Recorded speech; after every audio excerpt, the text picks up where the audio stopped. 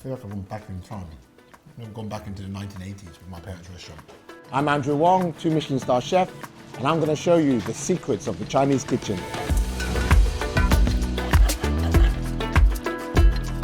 So today, I'm going to show you how to cook my proper Cantonese spring roll.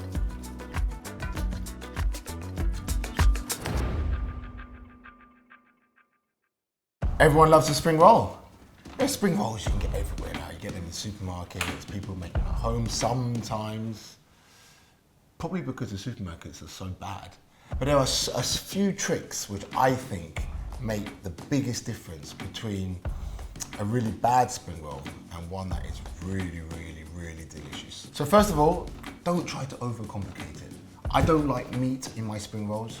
You know, historically speaking, they're called spring rolls because you're meant to eat them as a detox after celebrating Lunar New Year. So don't start putting pork belly inside. Don't start putting steak inside and chicken and ham and all the other weird things that I see people put in. Just keep it simple. Spring roll, vegetables in a roll. Very simple. With the secret ingredient, which I think a good spring roll must have, which is rice vermicelli. It's a dried product, and all we've done is rehydrated it. Very, very simple. You're all good cooks. I won't talk you through the rehydration process. So, first things first, when you make spring rolls, you need to do it in the right order. It will come as a packet, like so, with them all stuck together. This is the brand that we are using today. It's the brand that pretty much every Chinese restaurant uses in the whole world. We in a restaurant, we have attempted to make it ourselves. Don't do it. Don't do it. It's too hard. And it's great that chefs can go around telling everyone that they did it, but actually, with regards to making spring rolls, these are super, super consistent. So, the first thing is, I always call this like peeling scabs. It's really disgusting as an analogy. And then you have to get really annoyed at yourself if you rip any of the pastry whilst doing it. Amazing, it's so satisfying. I remember when I was first working in my parents' restaurant, this was probably one of the first jobs, just sitting there with probably like 10 packets of this stuff and just peeling them off one by one. I don't think I was ever promoted to wrapping because actually back in the day, and actually the chef still works with us now, and he rolls the most beautiful spring rolls, all exactly the same length, and he can wrap them quicker than any machine I've ever seen. You know, we're chefs, we have restaurants, but the fact of the matter is there are a lot of tasks that we can't do better than a lot of the members of our team. Suck up the ego and just appreciate the fine work of people who are more skilled than us at certain things. So, it's all done. Afterwards, you want to keep this in a cloth. Why? Because it will go dry, and if you let it go dry, you're not going to wrap anything. They're all going to just crack. Some endorsement. And then it's veg. So this is what I like to call therapy. Carrot, you have two options. So I told the lovely team at the restaurant, Lulu, to cut the carrot for me. She decided to use a speed peeler, like so, which has little grooves in it to do it. I still remember doing it by hand as a kid, so I'm going to do it by hand.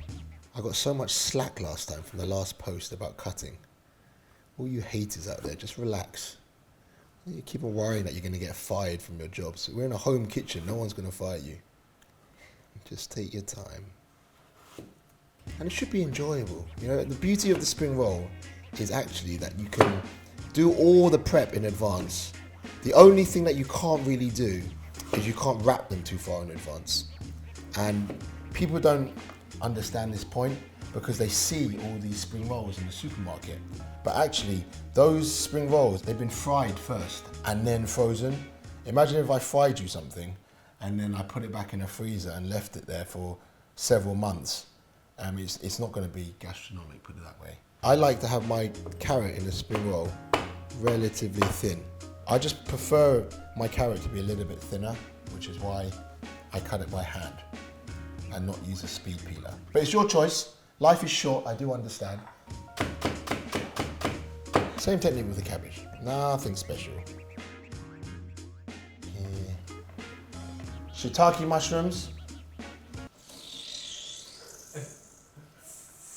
Again, You know, you're gonna get all these people, don't waste the water, use it for this, that. Sod off. Like I get it. Don't want to waste it. There's flavour in there, yes, but for this particular recipe, we don't need to be using murky mushroom water, because you know what? I've seen where they dry these shiitake mushrooms in China. That water in there is pretty questionable. They are incredible products, but some of these products still are, they're dried on rooftops with flowing traffic going over them sometimes. So, you know, the fact that you want to chuck that into your risotto or your stir fry afterwards, you know, I would be weary.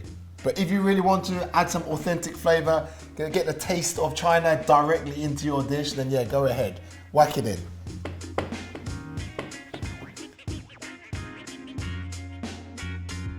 So we've got this, we've got now the carrot, the cabbage, the mushroom, we've got the rehydrated woody fungus that's been rehydrated.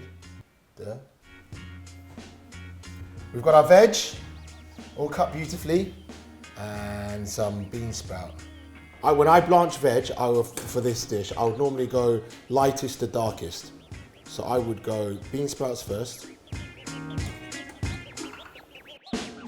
Secondly, we go with the cabbage. It's been cut quite nicely, no? Maybe I have still got some skills. Maybe I'm not past my sell-by date completely yet. Carrots. And then we're gonna go carrot. The reason I don't put the mushrooms in next, because once the mushrooms and the woody fungus go in, the water will start to go brown. And once you go brown, that means you start changing all the other veg into a brown colour. Woody fungus next. You could put salt in there, so I always see cooking programs. Whenever they're blanching, they put like a load of salt in. I still don't know why they do that, I'm not gonna lie. There is no way that's seasoning anything inside the veg. You will never notice. I think it's just something that everyone got told to do, and so everyone just keeps on doing it and preaching it. But then again, you know, sometimes don't hate on it either. Sometimes it's nice to have a bit of myth, you know? I think that's what keeps things exciting sometimes. So now that we've got our veg that is blanched, I'm just gonna add it in according to the proportions that I want. And the balance of this veg is completely up to you. You know, if you like to have more bean sprout, then just put more bean sprout.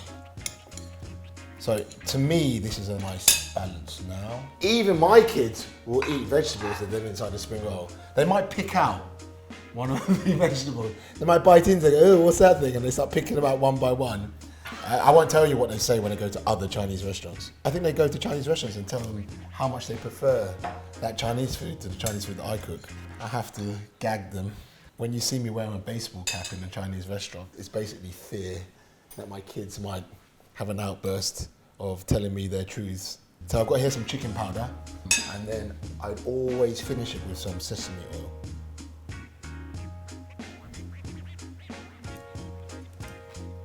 Now this is good to go. This is good to go, good to wrap. I'll get my pastry. Jeez, I've forgotten how to wrap a spring roll. Oh, this way, yeah.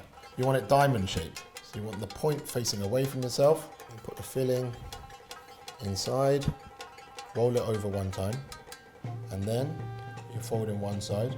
And what you're trying to do is you want to keep that right angle there. You keep the right angle on the other side. When you roll it, what you don't want to flatten it. You want to try and keep it like a roll.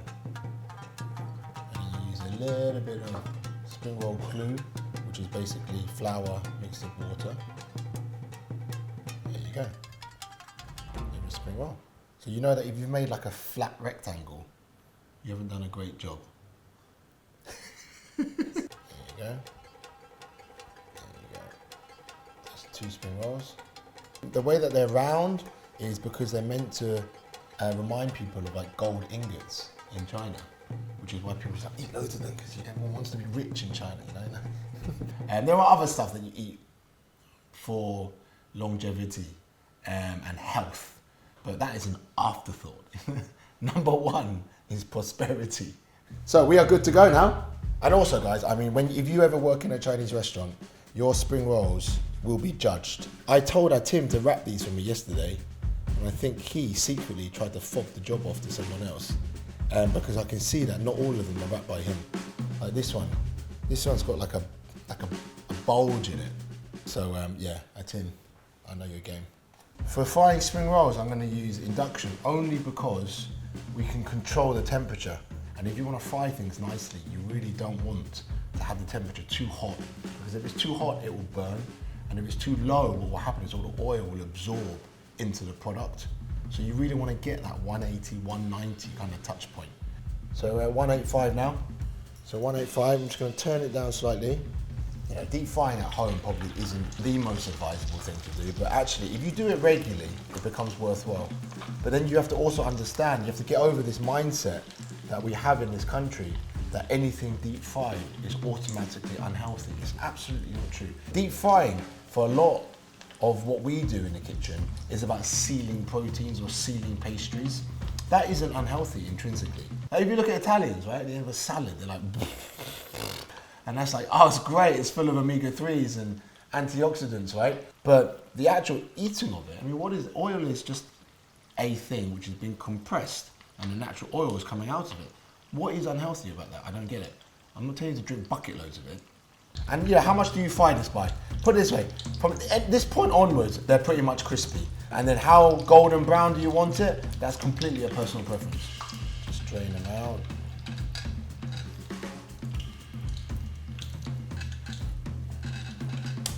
Yep, do that. But you know what a good sign is? That means it was wrapped really round. I'm going to serve it with some proper sweet chili sauce. And then the garnish, really, this is straight out of my dad's restaurant, which is basically Chinese seaweed, which isn't seaweed at all. And then we're going to top it with a little bit of pork floss.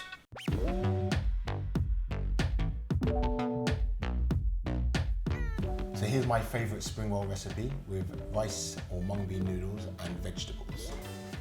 Wow, you know, I think it's been 10 years since I ate one of these.